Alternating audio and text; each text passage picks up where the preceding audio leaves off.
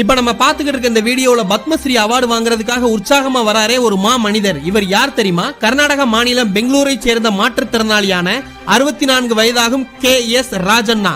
தனது 11 வயதில் போலியோ என்னும் கொடுமையான நோயினால் கைகால்களை இழந்த இவர் மனம் தளராமல் டிப்ளமோ மெக்கானிக்கல் இன்ஜினியரிங் படித்து முடித்துள்ளார். இன்று அதே துறையில் 350க்கும் மேற்பட்ட நபர்களுக்கு வேலை வாய்ப்பை வழங்கி வரும் ஒரு பிசினஸ் மேன்.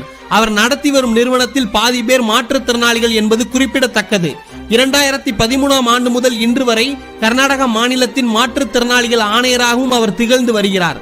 2002ஆம் ஆண்டு நடந்த பாரா ஒலிம்பிக் போட்டியில் இந்தியா சார்பில் கலந்து கொண்ட இவர் வட்டு எறிதலில் தங்கப்பதக்கமும் நீச்சல் போட்டியில் வெள்ளிப் பதக்கமும் வென்று இந்தியாவுக்கு பெருமை சேர்த்து தந்தவர் என்பது குறிப்பிடத்தக்கது. ஒரு தனி மனிதனின் வளர்ச்சிக்கு உடல் ஊனம் ஒரு தடையல்ல என்பதை நிரூபித்து காட்டிய மாற்றுத்திறனாளிகளின் ரோல் மாடலாக திகழும் KS ராஜண்ணா அவர்களுக்கு நம்ம ஆஸ்கார் டாக்கீஸ் தமிழ் சார்பாக வாழ்த்துக்களையும் வணக்கங்களையும் தெரிவித்துக் கொள்கிறோம். நன்றி, வணக்கம்.